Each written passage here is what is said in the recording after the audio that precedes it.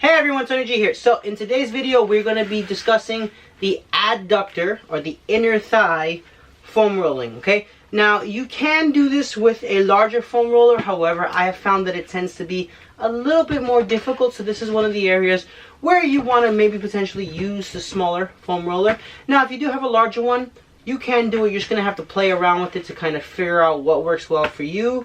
I may potentially try to integrate that into this, but for just for now, we're gonna just use a small one. Okay, so foam rolling your inner thigh tends to be a little bit more challenging as compared to the other one, and it does require a certain level of flexibility that not everyone may have, but that people definitely want to gear themselves towards. Okay, now when your adductors get very tight, they tend to pull on your sacrum, which can cause SI joint pain, low back pain, knee pain even, hip pain, groin pain. It's all dependent on how it's presenting with your unique physiology. That being said, it is definitely an area you don't want to ignore. More times than not, I have found that the adductors tend to be extremely tight in a lot of people, and once you kind of release them, people tend to feel better, their legs a little bit looser, especially for, and this is kind of a different kind of a specialty, but sometimes if your adductor groups are very tight, they can impede blood flow into your nether regions, which can be important for older adults, especially as we get older. So keeping that in mind, you want to make sure that your blood flow is optimal and your muscles are nice and loose. Okay, that being said, let's get into the adductors. Okay, so for this one, we're going to do it in various different phases, but basically what you want to do is you want to lay on your side, clearing your right leg. We're going to work on our left leg.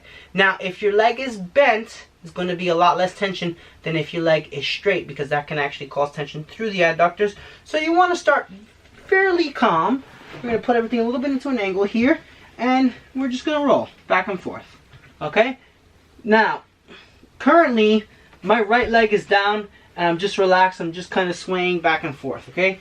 And sometimes this alone can be enough, especially if someone's never addressed this area. It can be an area of high tension.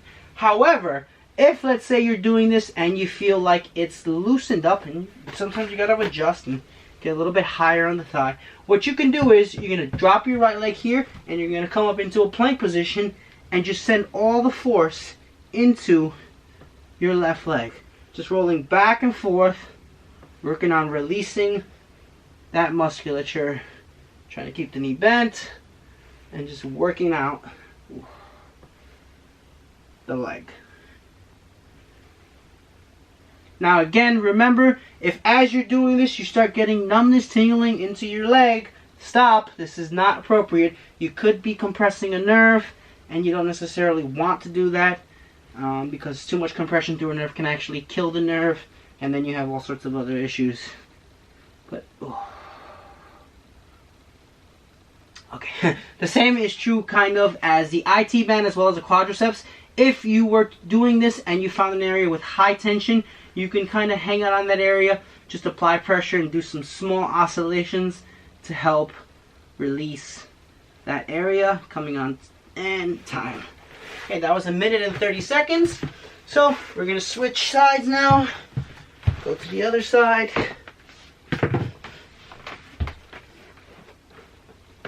Right, and it's the same kind of concept. Starting at top of the knee, going into the groin. Guys, make sure things are appropriately situated so you don't hurt yourself. We're going to come up onto our side and just, let me get my timer. And roll. Okay, now sometimes you can bring it out if, however you feel, you get more tension. Now typically you do, when you are doing this, want to make sure you're putting as much force as you can through your leg into the roller, okay? It's this pressure that's going to allow for the muscles and the fascia to just relax and smoothen out, especially over time. Wow.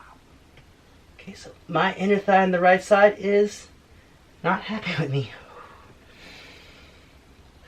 Now, I kind of have not mentioned this in other videos, but I'm going to mention in this videos, especially because the yogis tend to really have this down packed. But whenever you're doing any form of foam rolling or any kind of working out, you never want to hold your breath and bear down. This increases inter-abdominal pressure. It's what's known as the Valsalva maneuver. One of the easiest ways to give yourself a hernia, especially if your abdominal wall is not strong. But when you are doing any sorts of foam rolling or any kind of exercise, you want to have a nice, good breathing routine. Just, you know, especially when it comes to the foam rolling, I'll take a nice deep breath in. And now,